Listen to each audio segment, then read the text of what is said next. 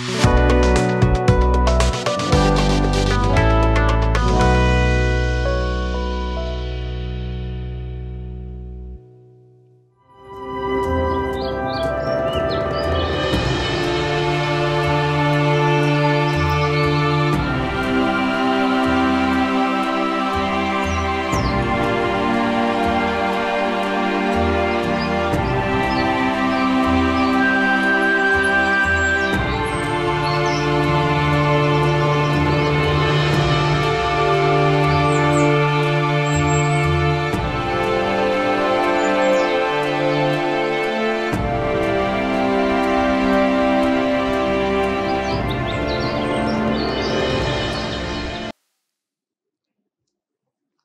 जीशु ख्रीष्ट अति बहुमूल्य नाम संपर्क इंडिया द्वारा प्रस्तुत कार्यक्रम नुआ सकाल आशार आज अध्याय में आपण स्वागत जनाए।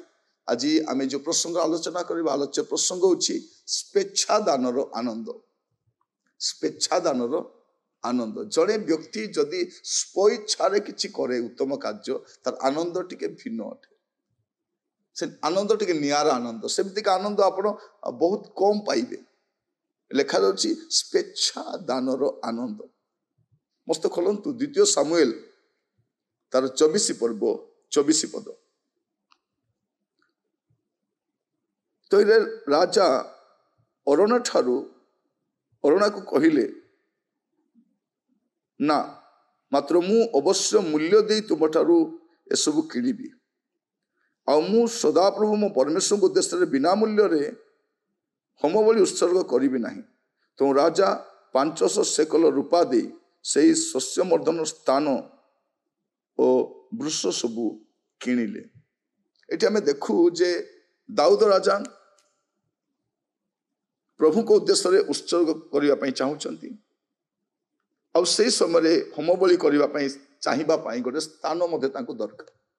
आ से समय आम देखू विशेषकर यहाँ जो जेरूसालेम मंदिर बना से जगटा को दाऊद अर्थ दे किणी बिना मूल्य से जगह से नहीं ना राजा हेले से स्थान को से अर्थ दे किणी आ से कहते मु अवश्य मूल्य दे तुम ठार किणीबी और सदाप्रभु को उद्देश्य बिना मूल्य रे होम बलि उत्सर्ग करी नहीं। तेणु जगह मध्य पैसा दे किणुछंती आ से मेष वृक्ष गुड़िक से किणुछंती। से शस्य मर्दन स्थान किणिले आ वृक्ष सब भी से किणिले। तो स्वेच्छारे प्रभु कर जो आनंद से आनंद भिन्न अटे।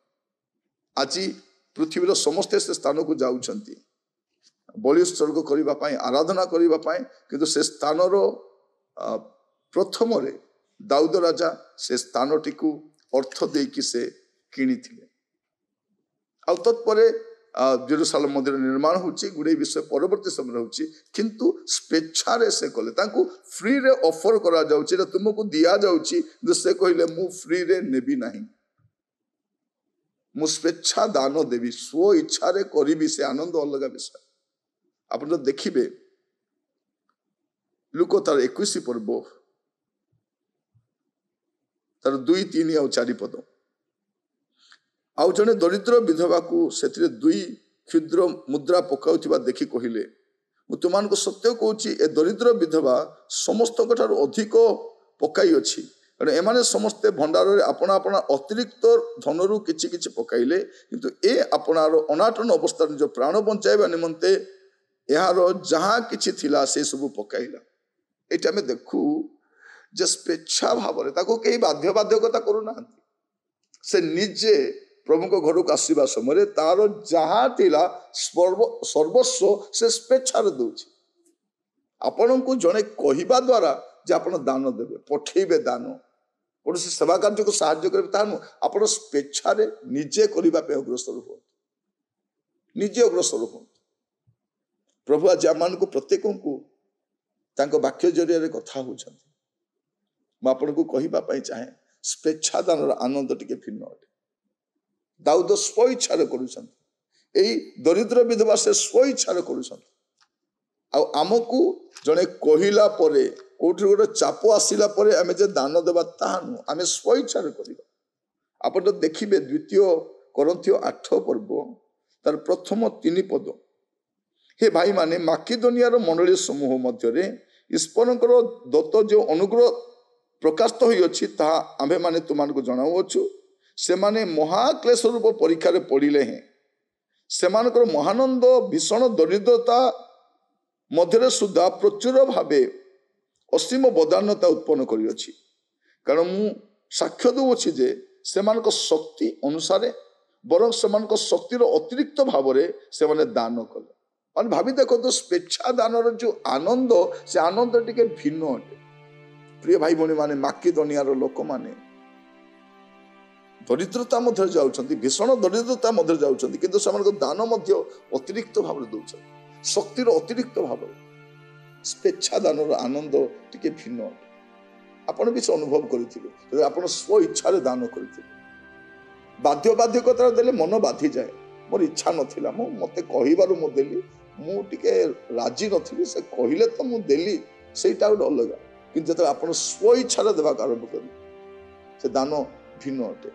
ପ୍ରିୟ ଭାଇ ଭଉଣୀ ମାନେ, ଆସୁ ସ୍ୱେଚ୍ଛା ଦାନରେ ଆମେ ଆନନ୍ଦ ପାଇବା ପାଇଁ ସ୍ୱତଃପ୍ରବୃତ୍ତ ଭାବରେ ପ୍ରଭୁଙ୍କ ସେବା, ତାଙ୍କ ରାଜ୍ୟର ଅଭିବୃଦ୍ଧି ନିମନ୍ତେ ଆମେ ଦାନ କରିବା ପାଇଁ ଅଗ୍ରସର ହଉ। ପ୍ରଭୁ ଆପଣମାନଙ୍କୁ ପ୍ରତ୍ୟେକଙ୍କୁ ଆଶୀର୍ବାଦ କରନ୍ତୁ।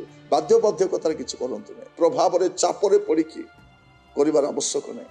ଆପଣ ନିଜେ ସ୍ୱ ଇଚ୍ଛାରେ ଯାହା କରିବେ ପ୍ରଭୁଙ୍କ ପାଇଁ, କାରଣ ଆପଣଙ୍କ ଜୀବନରେ ପ୍ରଭୁ ଗୁଡ଼ାଏ ବିଷୟ କରିଛନ୍ତି। ଏବେ ଆପଣଙ୍କ ଦାୟିତ୍ୱ ପ୍ରଭୁଙ୍କ ସେବା ପାଇଁ ଆଗକୁ ବଢ଼ିବା, କାର୍ଯ୍ୟ କରିବା ପାଇଁ। ଆସନ୍ତୁ ପ୍ରାର୍ଥନା କରୁ। ଅନୁଗ୍ରହକାରୀ ପିତା ପରମେଶ୍ୱର, ମୁଁ ଆପଣଙ୍କ ଦାସ ଭାବରେ ପ୍ରାର୍ଥନା କରେ ପ୍ରଭୁ, ସ୍ୱେଚ୍ଛା ଦାନର ଯେଉଁ ଆନନ୍ଦ ପ୍ରଭୁ, ସେ ଆନନ୍ଦ ଆମମାନଙ୍କ ହୃଦୟରେ ପରିବ୍ୟାପ୍ତ ହଉ ପ୍ରଭୁ। ଯେପରି ଆଗାମୀ ସମୟରେ ଆମେ ପ୍ରତ୍ୟେକ ମୁକ୍ତ ହସ୍ତରେ ଅକୁଣ୍ଠିତ ଭାବରେ ପ୍ରଭୁ ସ୍ୱତଃପ୍ରବୃତ୍ତ ଭାବରେ ଆମେ ଦେଇପାରିବୁ, ଶକ୍ତି ଆଉ ଶକ୍ତିର ବାହାରେ ମଧ୍ୟ ଅତିରିକ୍ତ ଭାବରେ ଦେଇପାରିବୁ। ଏ ପ୍ରକାର ଅନୁଗ୍ରହ କର ପ୍ରଭୁ।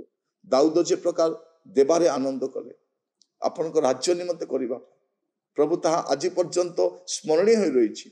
ସେ ଦରିଦ୍ର ବିଧବାର ଦାନ ସ୍ମରଣୀୟ ହୋଇ ରହିଛି ପ୍ରଭୁ। ମାକିଦନିଆ ମଣ୍ଡଳୀ ଅସୀମ ଦରିଦ୍ରତାରେ ମଧ୍ୟ ଭୀଷଣ ଭାବରେ ସେମାନେ ଦାନ କରିଛନ୍ତି ପ୍ରଭୁ। ସେଇ ପ୍ରକାର ଏକ ସ୍ୱତଃପ୍ରବୃତ୍ତ ଭାବରେ ଦେବାର ସ୍ୱଭାବ ଆମମାନଙ୍କ ମଧ୍ୟରେ ଅଙ୍କୁରିତ ହଉ ପ୍ରଭୁ। ସ୍ୱେଚ୍ଛାଦାନର ଆନନ୍ଦକୁ ଆମମାନଙ୍କ ଜୀବନରେ ସୁଦ୍ଧା ଅନୁଭବ କରିବା ପାଇଁ ଦିଅନ୍ତୁ। ପ୍ରତ୍ୟେକଙ୍କୁ ଆପଣଙ୍କ ଦାସ ଭାବରେ ଆଶୀର୍ବାଦ କରି ପ୍ରାର୍ଥନାଟି ମୋର ପ୍ରାଣର ପ୍ରିୟ ଯୀଶୁଙ୍କ ନାମରେ ମାଗିଲି, ଆମେନ୍ ଆମେନ୍। ପ୍ରଭୁ ଆପଣମାନଙ୍କ ପ୍ରତ୍ୟେକଙ୍କୁ ବାହୁଲ୍ୟ ରୂପେ ଆଶୀର୍ବାଦ କରନ୍ତୁ। ନମସ୍କାର।